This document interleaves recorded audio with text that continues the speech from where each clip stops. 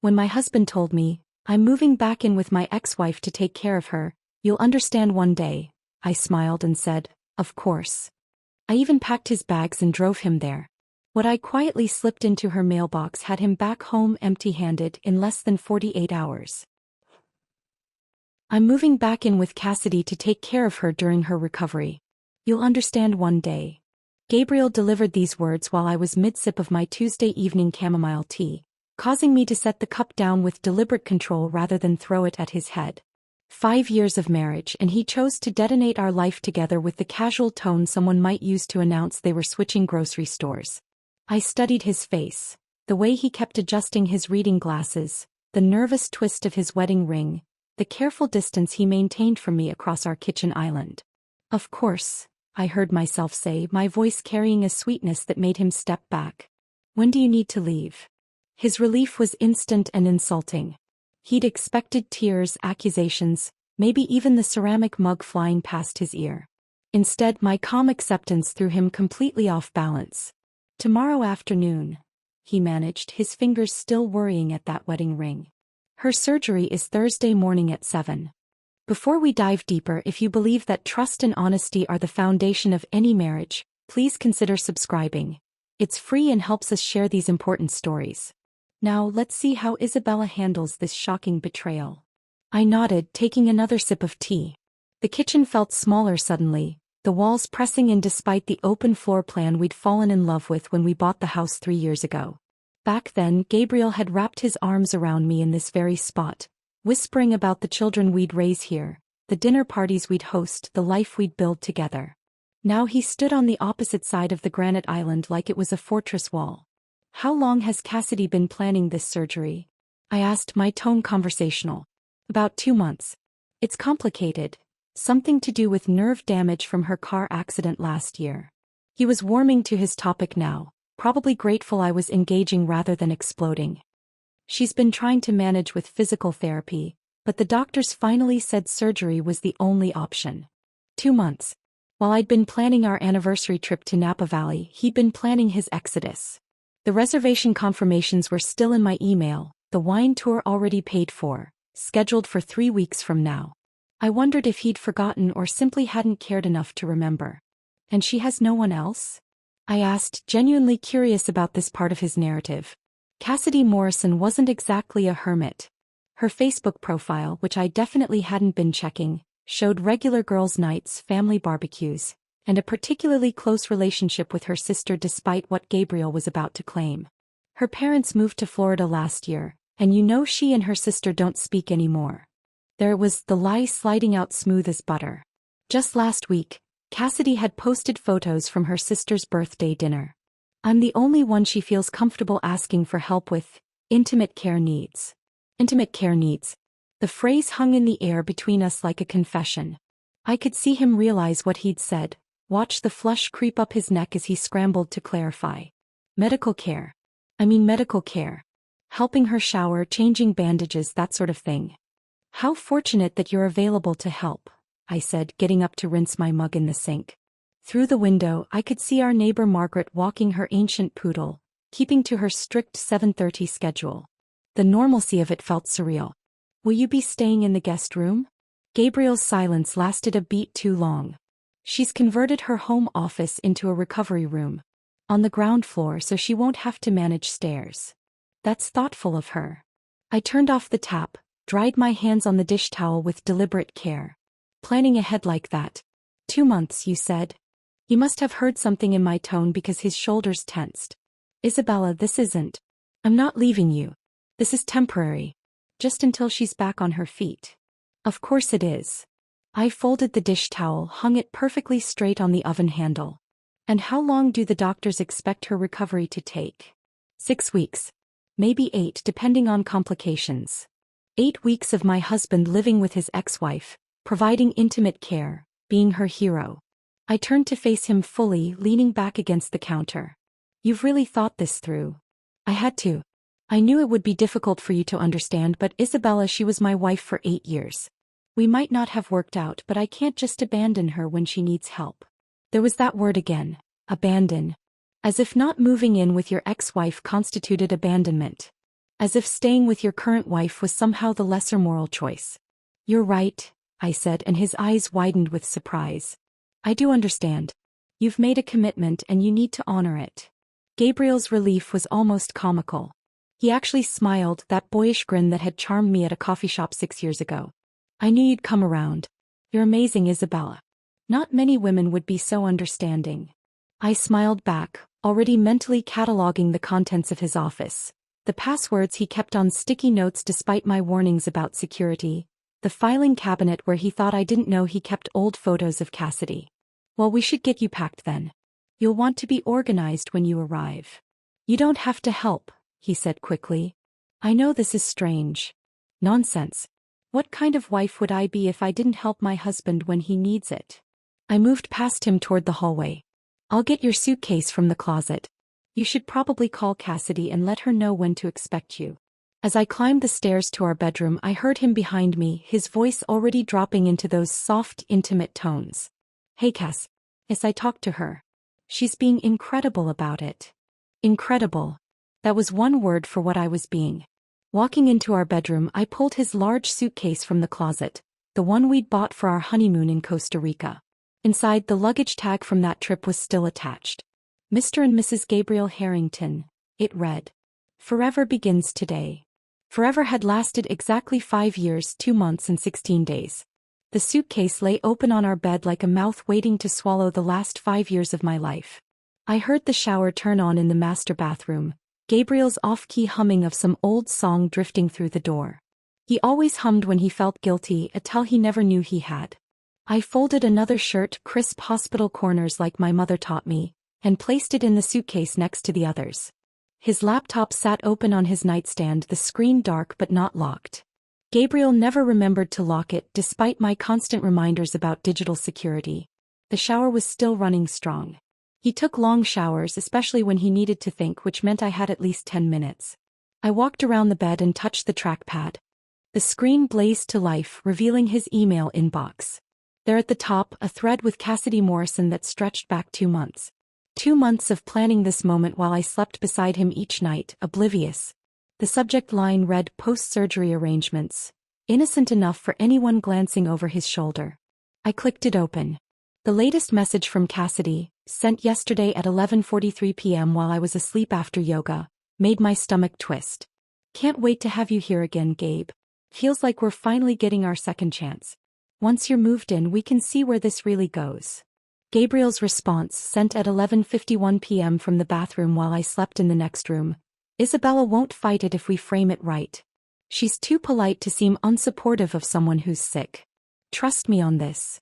Too polite. After 5 years of marriage, that was how he saw me. Not kind, not understanding, not loving. Polite.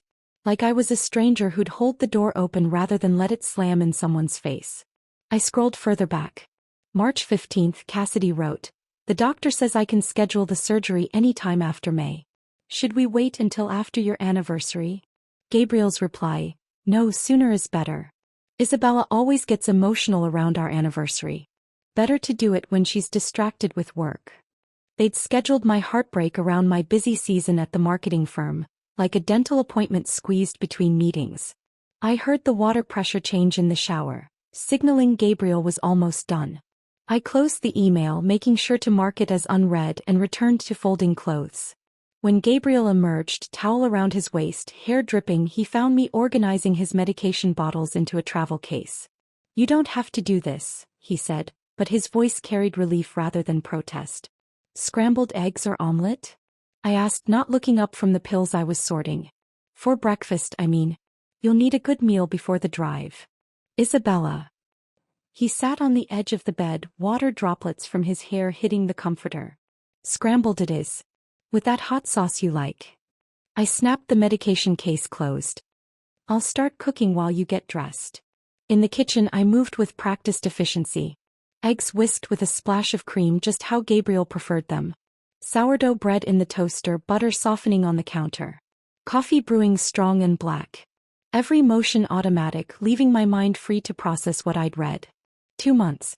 8 weeks of careful planning, of synchronized deception.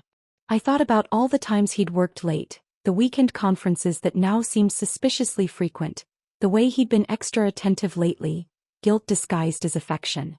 The doorbell rang as I was plating the eggs. Through the kitchen window, I saw Maria's red Honda in the driveway. My best friend since college had the timing of someone who sensed disaster like animals sense earthquakes.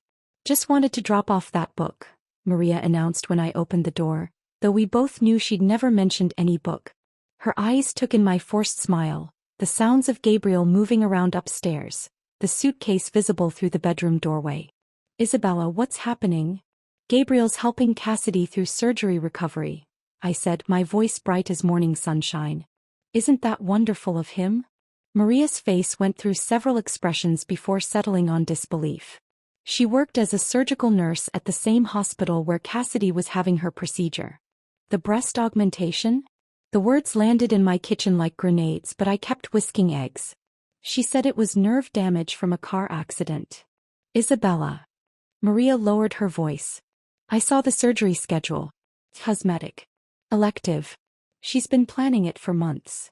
"How thoughtful of her to schedule it so carefully," I said, adding salt to the eggs with a steady hand. Maria stared at me. We'd known each other for 12 years, through bad boyfriends and worse decisions, through her divorce and my father's death. She knew my faces, all of them, including this one, the calm before I burned everything down. "Do you want me to stay?" she asked quietly. "No need. Gabriel needs a good breakfast before his mission of mercy." I poured the eggs into the heated pan, the sizzle filling the silence. After Maria left, pressing my hand tightly and whispering, "Call me," I served Gabriel his breakfast. He ate quickly, nervously, complimenting the eggs twice as if that might ease his guilt. I sipped my coffee and made appropriate sounds of agreement when he explained again how temporary this arrangement would be. "I should check the joint account," he said suddenly, pulling out his phone. "Make sure there's enough for groceries while I'm gone." I watched him scroll through our banking app, watched his face remain carefully neutral as he viewed the balance. He didn't mention the $30,000 that had disappeared over the past 2 years, the monthly transfers to an insurance company I'd never heard of, the large withdrawal labeled property consultation from just 6 weeks ago. He simply closed the app and continued eating. "I'll handle the bills while you're gone," I offered, refilling his coffee cup. "You're incredible," he said again, that word that was starting to sound more like an indictment than a compliment. "I don't deserve you." Finally, something we could agree on. I smiled and began clearing the dishes, each movement deliberate and calm while inside. Pieces of my world rearranged themselves into a pattern I was only beginning to understand. The missing money, the secret planning, the surgery that wasn't what it seemed, threads of deception weaving together into something larger than just an affair. "We should finish packing," I said, drying my hands on the kitchen towel. "Cassidy will be waiting." Back upstairs, Gabriel had moved to his office to make phone calls, his voice a low murmur through the closed door.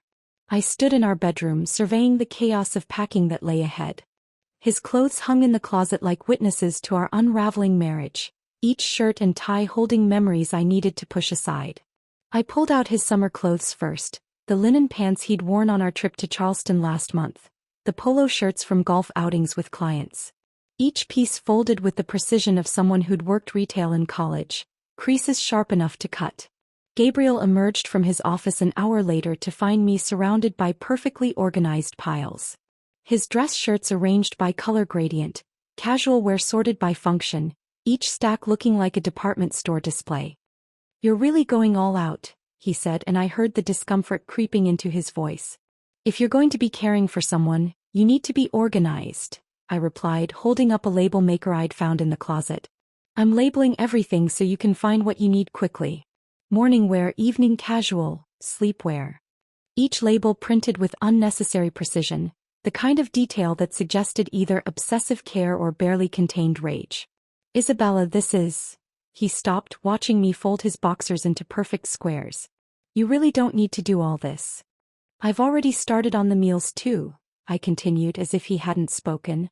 "I'm preparing 2 weeks' worth of frozen dinners. Cassidy shouldn't have to cook while recovering, and you were never much good in the kitchen." The insult slid in smoothly, wrapped in concern. "I've got chicken soup, that pasta bake you love, and I'm working on a special healing tea blend with ginger and turmeric." Gabriel's face went through several expressions before settling on something close to fear. "A tea blend?" For Cassidy's recovery. Anti-inflammatory properties. I smiled brightly. I'll put it in a nice jar with instructions. She'll appreciate the gesture. He retreated to his office again and I heard him on the phone, voice lowered but urgent. No, she's being helpful. Too helpful. It's strange. Pause. I don't know what to think. While he was distracted, I slipped into his office. The filing cabinet in the corner had always been locked, Gabriel's private space for what he called important documents. What he didn't know was that I'd had a copy of the key made years ago after he'd lost his original and asked me to order a replacement. 2 keys arrived, I gave him one. The bottom drawer slid open silently. Behind tax returns from 3 years ago, behind old warranties and instruction manuals, my fingers found a folder that felt different. Newer. The papers inside were crisp, recently handled. I pulled it out carefully, listening for Gabriel's footsteps. The first document stopped my breathing for a moment. A life insurance policy on Cassidy Morrison, dated 2 years ago, valued at $500,000. Gabriel listed as sole beneficiary. The premium payments, I noted with cold clarity, matched those mysterious insurance company deductions from our joint account. He'd been paying for this with our money, planning something I couldn't quite grasp yet. But the second document made everything crystalline clear. A quitclaim deed signed 6 weeks ago, transferring partial ownership of Cassidy's townhouse to Gabriel. The same townhouse he was moving into today. The document cited consideration of future care and support as the reason for transfer. 6 weeks ago we'd been celebrating our anniversary at that overpriced French restaurant downtown, Gabriel holding my hand across the table talking about our future. My phone camera captured everything. Each page, each signature, each date. The insurance policy's payment history. The deed's notary stamp. The witness signature that looked suspiciously like Gabriel's colleague Roger's handwriting. 23 photos in total, each one evidence of a betrayal that went deeper than just an affair. I heard Gabriel's footsteps in the hall and quickly returned everything exactly as I'd found it.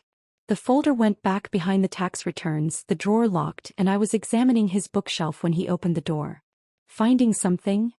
His voice carried an edge of suspicion. That medical reference book you bought last year, I said, running my finger along the spines. Thought it might be helpful for understanding Cassidy's recovery needs. He relaxed visibly. It's in the garage, I think. But really, the doctor will provide all the information. Of course. I moved past him toward the door. I should check on the soup. Downstairs, I ladled the freshly made chicken soup into containers, each one labeled with heating instructions in my neatest handwriting. My phone buzzed. Mother calling, her timing impeccable as always. I answered with forced cheer. Hi, Mom. Isabella, something's wrong. I can feel it. 30 years of maternal instinct compressed into one phone call. Everything's fine. Actually, Gabriel's doing something really noble. I let admiration seep into my voice. His ex-wife Cassidy needs help after surgery and he's stepping up to care for her. Isn't that wonderful? The silence on the other end stretched for 3 seconds. He's what? Moving in temporarily to help with her recovery. It's what any decent person would do.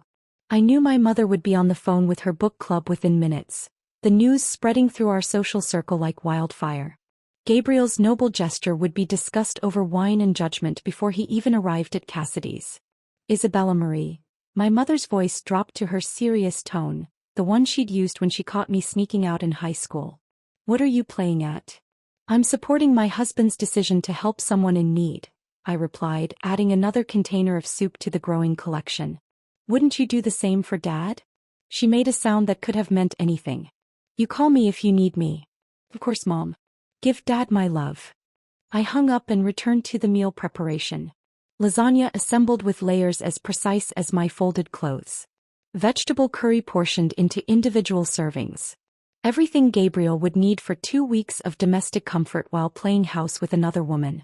The tea blend came together last. Chamomile for calm, ginger for inflammation, honey powder for sweetness, and just a touch of lavender for sleep. Nothing harmful, nothing that would hurt anyone. Just a gentle remedy packed in a glass jar with a hand-painted label. For healing and new beginnings. Gabriel found me arranging everything in a cooler with ice packs. This is too much, he said, but his protest sounded hollow. It's exactly enough, I corrected, closing the cooler with a decisive snap. There. All ready for tomorrow. Wednesday morning arrived with a mockery of sunshine streaming through our bedroom windows. Gabriel was already awake, sitting on the edge of the bed in his freshly pressed khakis and the blue button-down I'd ironed the night before. The same shirt he'd worn to his first dinner with my parents 4 years ago. Now he was wearing it to move in with another woman. Coffee? I asked, already knowing the answer. Gabriel needed his morning coffee like other people needed oxygen, 2 sugars, splash of cream, served in the ukulele mug his brother had given him. In the kitchen, I moved through the ritual of coffee making with mechanical precision while Gabriel loaded his bags by the front door.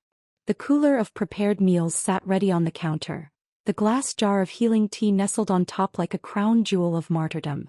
I heard him grunt slightly as he lifted his suitcase, the one packed with clothes I'd folded as if preparing a soldier for war. My car's still in the shop, Gabriel announced when I handed him his coffee, though we both knew I'd seen it parked at his office yesterday when I'd driven past. Would you mind driving me? The lie sat between us, obvious and insulting, but I smiled. Of course. We should probably take the cooler too. Everything's ready. During the 20-minute drive to Cassidy's townhouse, Gabriel transformed. With each mile away from our home, his shoulders relaxed, his breathing deepened, his fingers stopped drumming nervously on his knee. By the time we reached the highway, he was actually humming again, that same guilty tune from yesterday's shower. This is really modern of us, he said as we passed the exit for downtown. Most people wouldn't understand this kind of arrangement. We're not most people, I replied, keeping my eyes on the road while memorizing every detail of his relief. The way he kept checking his phone, probably text messages from Cassidy. The slight smile playing at the corners of his mouth.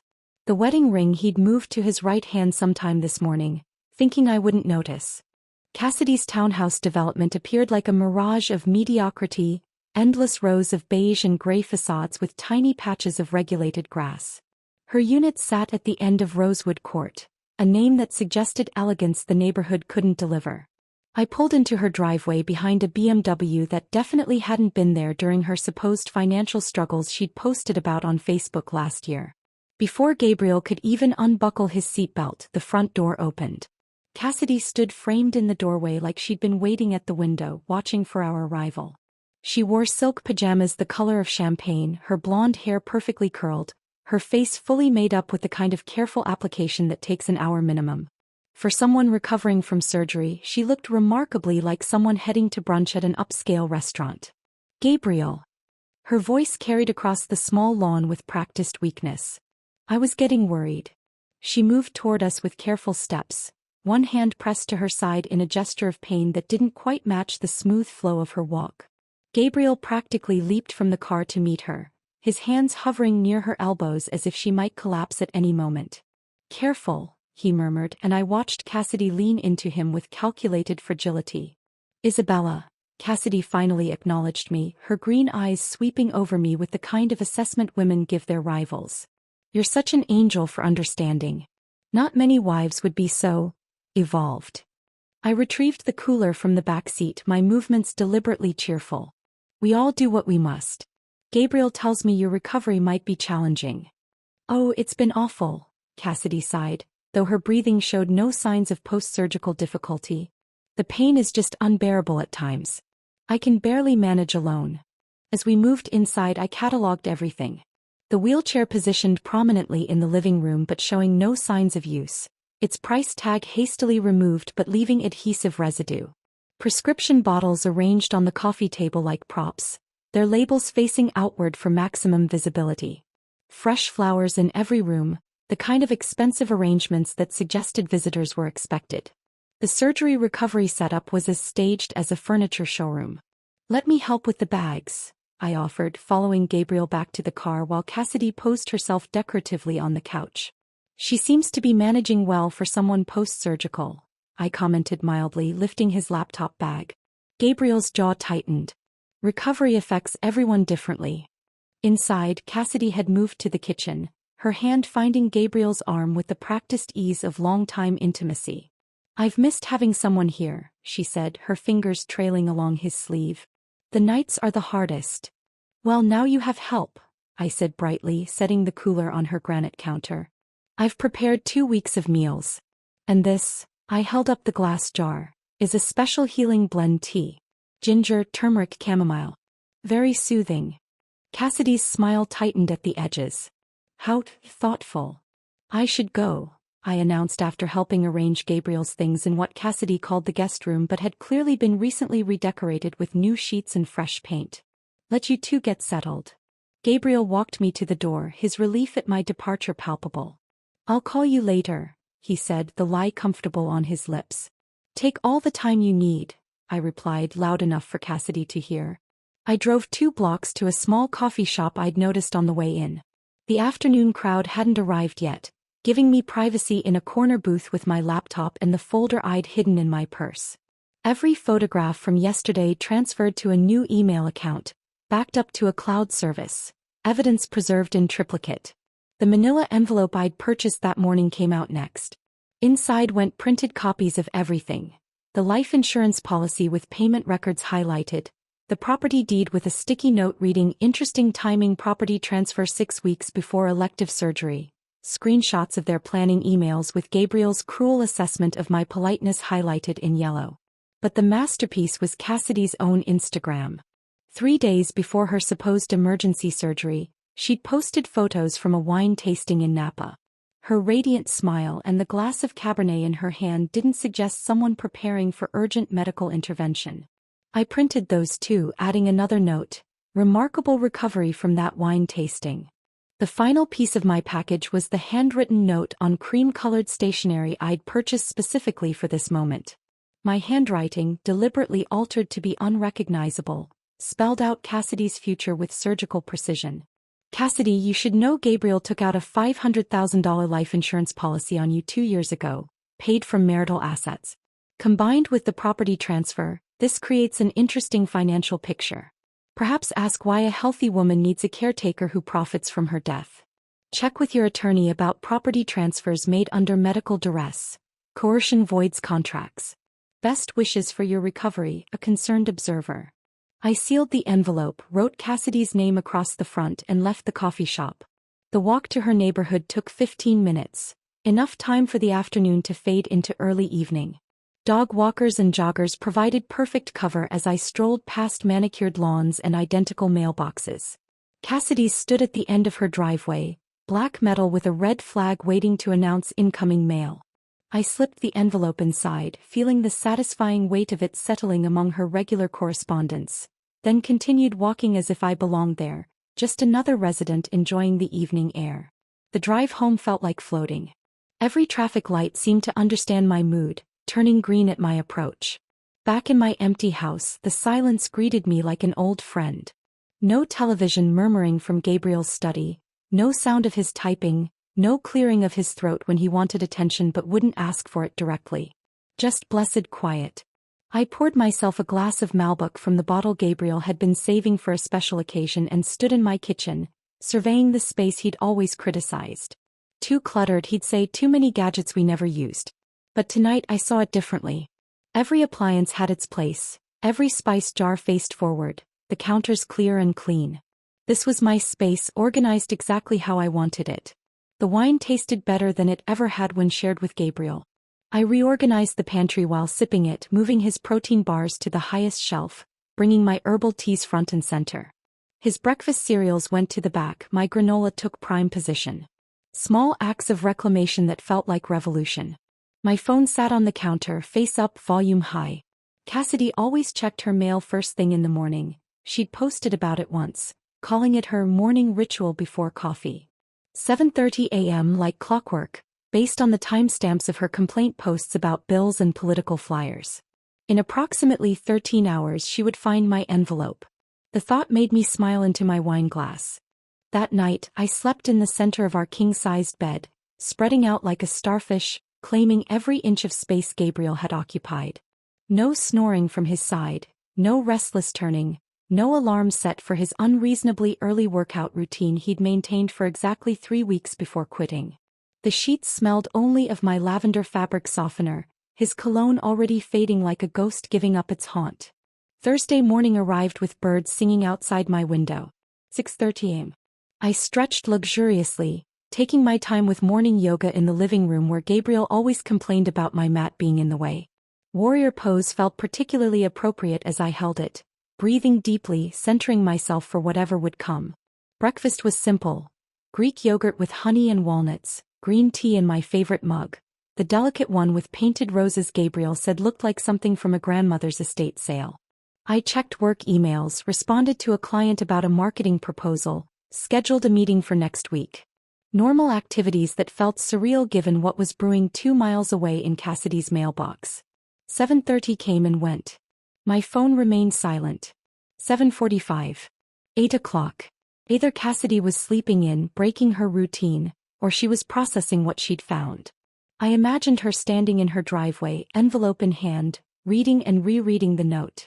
The dawning realization that Gabriel might not be the savior she'd orchestrated him to be.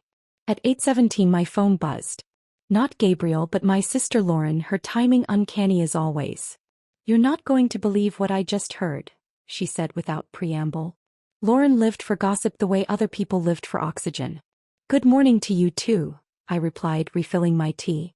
"Cassidy Morrison has been bragging at book club for weeks about getting Gabriel back," Lauren continued, her voice pitched with the excitement of someone delivering breaking news. "Jennifer. You remember Jennifer, Cassidy's sister? She's been telling everyone how Cassidy planned the whole thing. The surgery timing, everything." I set my cup down carefully. "Jennifer's in your book club?" "Started last month. She's been dying to vent about Cassidy. Apparently, Cassidy researched when your busy season at work would be, planned the surgery for maximum impact. She even practiced her helpless act in the mirror, according to Jennifer. The confirmation of what I'd suspected should have hurt, but instead, it felt like validation. Every instinct I'd had was correct. "That's quite elaborate," I said mildly. "Isabella, she's been planning this for over a year. Jennifer said Cassidy hired a private investigator to track Gabriel's routines, learned about your marriage problems." "We didn't have marriage problems," I interrupted. Lauren paused. "You didn't?" "Not until yesterday." The silence stretched between us before Lauren spoke again, her voice softer. "What are you going to do?" "I'm going to finish my tea and work on the Henderson account," I replied. "Speaking of which, I have a video call with my attorney in 20 minutes. "Your attorney?" "Isabella, you didn't waste any time." "Why would I?" "Gabriel made his choice. I'm simply responding accordingly." After Lauren hung up, I prepared for my video consultation with Catherine Brennan, the attorney Maria had recommended last year during her own divorce. Catherine's face appeared on my laptop screen at exactly 9 o'clock, her expression professional but warm. "Isabella, I've reviewed the documents you sent. This is quite a collection." I'd emailed her everything the night before. The insurance policy, the property deed, bank statements showing the missing $30,000, screenshots of the email planning between Gabriel and Cassidy. "Your husband's actions constitute marital asset fraud," Catherine continued, her fingers steepled as she spoke.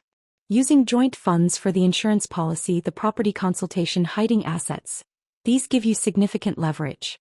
The property transfer alone raises questions about undue influence and financial manipulation." "What does that mean practically?" I asked, taking notes on a legal pad. "It means Gabriel has violated his fiduciary duty to you as his spouse. The court takes a dim view of spouses who dissipate marital assets, especially when deception is involved. You're entitled to a full accounting and likely a larger share of the remaining assets as compensation. And if he tries to claim this is temporary, that he's coming back?" Catherine's smile was sharp as a blade. "Abandonment is abandonment, regardless of his stated intentions." Catherine was explaining the specifics of asset division when my phone rang at exactly 11:47 a.m. Gabriel's name on the screen made my pulse quicken, though I kept my expression neutral for the video call. "I need to take this," I told Catherine. "It's him. Document everything," she advised before I clicked over. Gabriel's voice came through high and strained, nothing like the confident man who'd left my house yesterday morning. "Isabella, I need to come home." "No. Can you come get me?" I stood up from my desk, moving to the window where morning light streamed through the blinds. "What's happened? Is Cassidy all right?" "She's lost her mind. She's locked me out. My bags are on the lawn. She's threatening to call the police." His words tumbled over each other, panic making him sound decades younger than his 35 years. She found some documents. She thinks I'm trying to. It's insane. She thinks I'm after her money. The satisfaction that bloomed in my chest was dark and complete, though my voice remained steady. The police? Gabriel, what kind of documents would make her think that? I don't know. The edge of hysteria in his voice was new. In 5 years of marriage, I'd never heard him this rattled. Something about insurance and property. She's completely paranoid. The pain medication must be affecting her judgment. I grabbed my car keys, already moving toward the door. I'm on my way. Try to stay calm. Please hurry. The neighbors are staring. The drive to Cassidy's took 18 minutes, though I could have made it in 12. Each red light gave me time to compose my face into the appropriate expression of concern mixed with confusion. By the time I turned onto Rosewood Court, I'd achieved the perfect balance of supportive wife rushing to rescue her troubled husband. The scene that greeted me was better than anything I could have imagined. Gabriel sat on his suitcases at the end of Cassidy's driveway, his shoulders hunched, looking exactly like lost luggage no one wanted to claim. His perfectly pressed shirt from yesterday was wrinkled, his hair mussed as if he'd been running his hands through it repeatedly. 2 neighbors stood in their driveways, pretending to check their mail while obviously gawking at the drama. Through Cassidy's front window I could see her pacing, phone pressed to her ear, gesticulating wildly with her free hand. Even from the car, her agitation was visible in every movement. The silk pajamas from yesterday had been replaced with regular clothes, the invalid act apparently forgotten in her rage. I parked and approached Gabriel with measured steps, aware of our audience. "Oh, Gabriel," I said loud enough for the neighbors to hear. "What on earth happened?" He stood quickly, nearly stumbling over his own bags. "She just went crazy. 1 minute she was fine, the next she was screaming about fraud and throwing my things outside." His eyes darted toward the window where Cassidy had stopped pacing to glare at us. "We need to leave. Now." I picked up one of his bags, noting how he flinched when Cassidy's front door opened slightly, then slammed shut again. "Of course. Let's get your things in the car." We loaded his possessions quickly, the same bags I'd helped him pack with such precision now thrown haphazardly into my trunk. Gabriel kept looking back at the house as if expecting Cassidy to storm out at any moment. His hands shook as he closed the trunk. "She was fine last night," he said as we pulled away, Cassidy's townhouse shrinking in the rearview mirror. "We had dinner, watched a movie. Everything was normal. Then this morning she got the mail and just exploded." I merged onto the main road, keeping my voice gentle. "The mail. She found something in her mailbox. Documents about insurance policies and property transfers. She accused me of trying to steal from her, of planning to hurt her for money." His voice cracked on the last words. "Isabella, I would never. You know I would never." "Of course not," I soothed, signaling for a turn. "It sounds like the pain medication is making her paranoid. Some people have terrible reactions to those drugs. She's probably not thinking clearly." Gabriel seized on this explanation with desperate relief. "That must be it. The medications. She was taking so many pills yesterday." He rubbed his face with both hands. "But she called me a con artist. Said I was after her money. Where would she even get such an idea?" "Who knows what goes through someone's mind when they're not well," I offered, maintaining steady speed through our neighborhood. "Maybe she'll calm down once the medications wear off. She won't take my calls." I tried explaining, but she just kept screaming about lawyers and fraud charges. He slumped in the passenger seat, looking smaller than I'd ever seen him. This was supposed to be about helping her recover. How did it turn into this? I pulled into our driveway, the familiar sight of our house apparently startling Gabriel, as if he'd forgotten this was still technically his home. We sat in the car for a moment, engine ticking as it cooled. "Maybe she just needs time," I suggested. "Surgery can be traumatic. People aren't themselves afterward." Gabriel nodded eagerly, clinging to any rational explanation that didn't involve examining his own actions. "You're right. She needs time. Once she's thinking clearly, she'll realize this is all a misunderstanding." As we unloaded his bags, Mrs. Patterson appeared with her ancient cocker spaniel, Butterscotch, timing her walk perfectly to intersect with our arrival. Mrs. Patterson had lived on our street for 30 years and possessed an intelligence network that would make the CIA envious. "Isabella." "Gabriel," she called out, her voice carrying that particular tone of someone pretending surprise while delivering gossip. I heard there was quite the commotion at the Morrison place this morning. Gabriel stiffened beside me, but I touched his arm gently. Mrs. Patterson, how are you? How's Butterscotch? Oh, we're fine, dear. Though I must say the police scanner was very active this morning. Something about a domestic dispute on Rosewood Court. Her eyes glinted with barely contained excitement.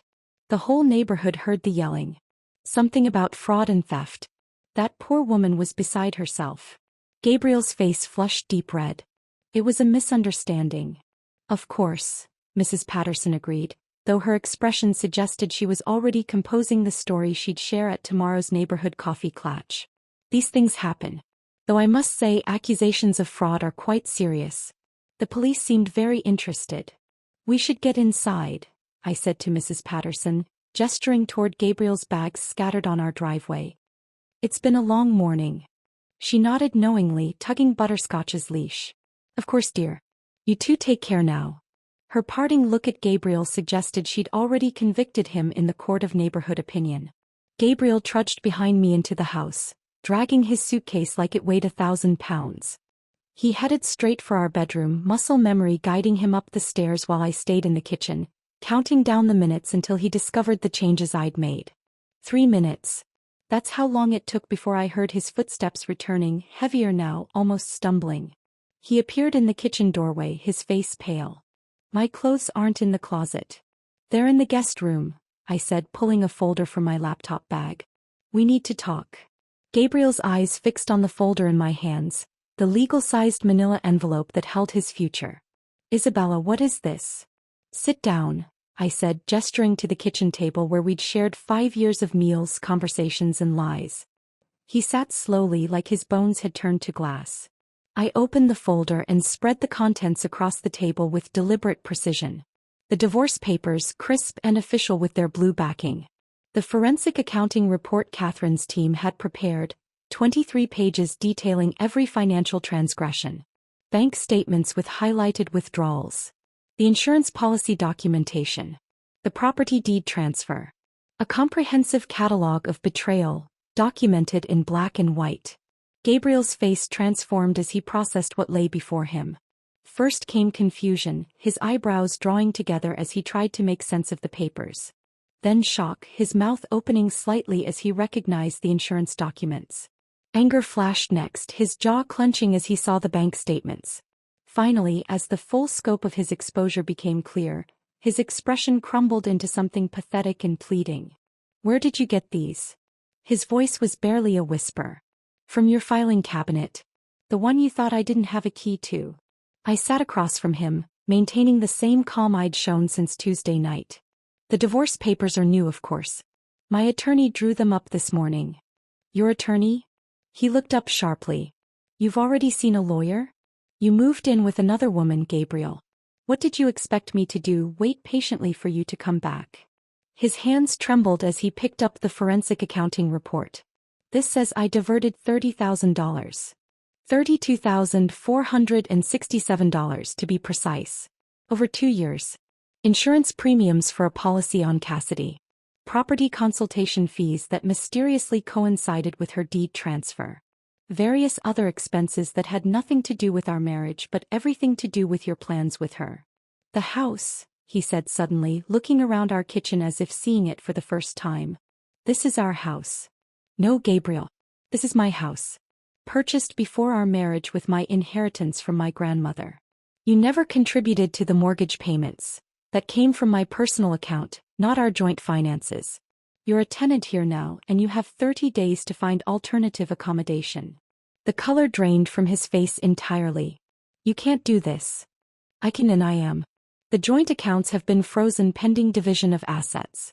Though given the forensic accounting, my attorney believes the court will be very interested in your financial misconduct. Marital asset fraud, she called it. Gabriel stood abruptly, the chair scraping against the floor. You planned this. You knew about Cassidy's surgery, about everything. I knew what you chose to show me, I said calmly. Your laptop was open. Your emails were right there. You left your filing cabinet unlocked. You made it remarkably easy to understand exactly what you and Cassidy were planning. The documents, he said, the realization dawning with horrible clarity. The ones Cassidy found in her mailbox. That was you. I tilted my head slightly. I simply ensured everyone involved had all the information needed to make informed decisions. Isn't that what you claim to be doing? Making the mature, informed choice to help someone in need. You destroyed everything, Gabriel said, his voice rising. You turned Cassidy against me. I didn't turn anyone against you. I just made sure Cassidy knew about the life insurance policy you took out on her. The one worth $500,000 with you as the sole beneficiary. Any reasonable person would find that concerning, don't you think? Especially combined with the property transfer. Gabriel's phone buzzed on the table. He grabbed it and I watched his face go even paler as he read. He turned the screen toward me. Cassidy's Facebook post was already gaining traction, posted just minutes ago. Warning to all women, it began in all caps. Gabriel Harrington is a fraud who tried to con me out of my house and took out life insurance on me without my knowledge. He used his wife's money to pay for it while planning to leave her. Receipts attached. Below were photos of every document from the envelope I'd left in her mailbox. The insurance policy, the property deed, even screenshots of their emails discussing their plan. The comments were already piling up, our mutual friends expressing shock, anger, disbelief. My reputation, Gabriel whispered, scrolling through the growing storm of comments. My career. Everyone will see this. Yes, I agreed. They will. His phone rang. His brother's name appeared on the screen. Then it rang again. His mother. A colleague. The avalanche had begun. You did this, he said, but there was no fight left in his voice, just hollow recognition. You orchestrated all of it. The packing, the driving me there, the documents. You knew exactly what would happen. I knew that Cassidy deserved to know what kind of man was moving into her house. I knew you deserved to face the consequences of your choices. And I knew I deserved better than a husband who'd been planning his exit for 2 years while sleeping beside me every night. Gabriel sank back into the chair, his phone continuing to buzz with incoming calls and messages. The life he'd carefully built, the reputation he'd cultivated, the elaborate plan he'd crafted with Cassidy. All of it was crumbling in real time, documented for public consumption on social media. The guest room has clean sheets, I said, gathering the legal documents back into their folder. Your belongings are in the closet there. You have 30 days, Gabriel. I suggest you start looking for an apartment tomorrow. I stood to leave, but his voice stopped me at the doorway. How long have you known? Known what? That you were leaving? Since Tuesday night. That you were a liar? Maybe I always knew. I just chose to believe in something better. I never meant for it to happen like this, he said to my back. No, I agreed without turning around. You meant for it to happen with me never finding out. With you having both Cassidy's property and my financial support. With you getting everything while I got nothing but an empty house and confusion. This version where you get exposed for who you really are. You're right. You never meant for that to happen. I walked upstairs to my bedroom, mine alone now, and closed the door on Gabriel's muffled phone conversation with what sounded like his brother. The panicked tone of his voice drifted through the floorboards as I changed into comfortable clothes and pulled my hair back. This was my house. My space. My life to reclaim. 2 weeks passed in a blur of legal meetings and redirected mail. The suburban gossip network, more efficient than any news service, kept me informed without my having to ask. Maria heard from her colleague who lived on Rosewood Court that Cassidy had filed a restraining order against Gabriel. The property transfer had been flagged as potentially fraudulent, and she was pursuing legal action. Mrs. Patterson, walking butterscotch past my house daily now, mentioned she'd heard Gabriel had moved into a studio apartment near the highway, the kind of place that advertised affordable weekly rates on faded billboards. My mother arrived on a Saturday morning, 3 weeks after Gabriel's departure, carrying a pot of her famous chicken soup and wearing the determined expression of a woman on a mission. She let herself in with her spare key, found me reading in the living room, and set the soup on the kitchen counter without a word. You look thin, she said, her standard greeting regardless of my actual appearance. I'm eating fine, Mom. She heated the soup while I set the table, our movements synchronized from years of practice. We ate in comfortable silence for several minutes before she spoke again. Your father wasn't my first husband. I nearly dropped my spoon. In 32 years she'd never mentioned this. His name was Richard, she continued, stirring her soup with careful precision. Charming, ambitious, everything a young woman thinks she wants. We were married for 3 years before I discovered he'd been using my trust fund to finance his girlfriend's boutique. He'd convinced me to put his name on everything, said it was what married couples did. Mom, I had no idea. I was 25 and thought I knew everything about love. She looked up at me and I saw my own recent experience reflected in her eyes. The morning I found out, I wanted to burn his clothes on the lawn, scream at him in front of his colleagues, make sure everyone knew what kind of man he was. What did you do? I documented everything. Quietly. Carefully. Then I served him divorce papers at his girlfriend's boutique grand opening, in front of all their investors. A small smile played at her lips. The boutique closed within 6 months.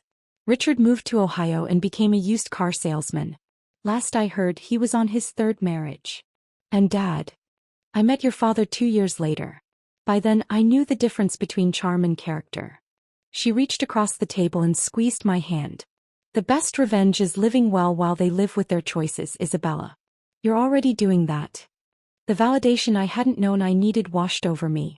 My mother, the woman who'd taught me to fold fitted sheets and never leave the house without lipstick, understood exactly what I'd done and why. Later that afternoon, my phone buzzed with a text from Jennifer, Cassidy's sister from Lauren's book club. Cassidy wants you to know something. Can I give her your number? I considered for a moment before responding. She can email me. The message came through that evening, sent from a new email address with no subject line. Isabella. I won't insult you with apologies or excuses.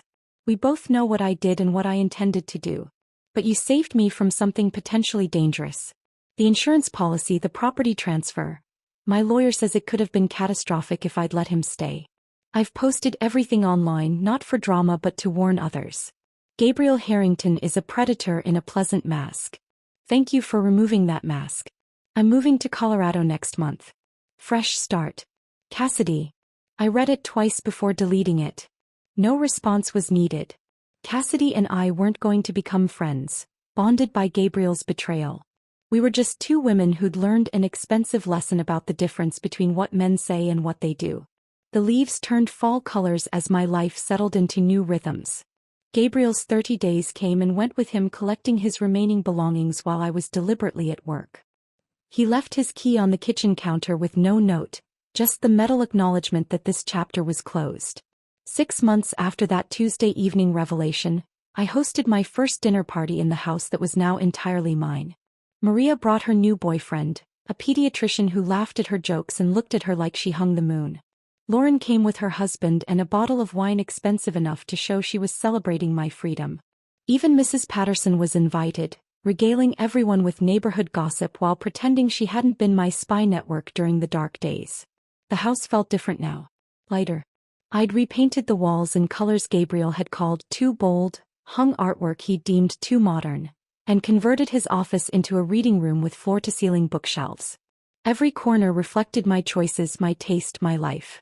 A toast, Maria announced, raising her glass as we gathered in the living room after dinner. To Isabella, who showed us all that sometimes the best response to betrayal isn't revenge, it's revelation. We clinked glasses, the sound crystalline in my peaceful home.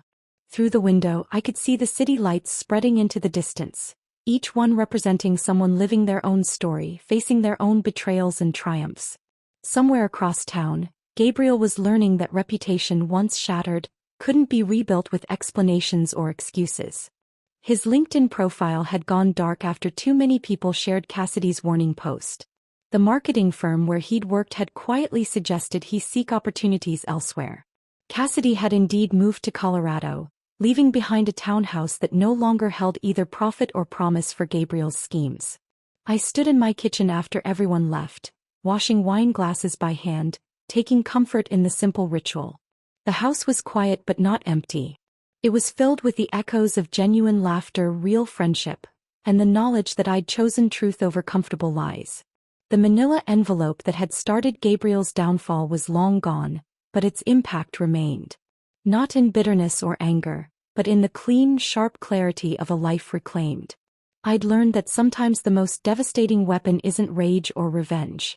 It's simply ensuring everyone sees the truth. If this story of calculated revenge kept you riveted until the very end, hit that like button right now. My favorite part was when Isabella slipped that manila envelope into Cassidy's mailbox, knowing exactly what would unfold within 48 hours. What was your favorite moment of Isabella's masterful planning? Drop it in the comments below. Don't miss more gripping stories like this. Subscribe and hit that notification bell so you never miss an upload.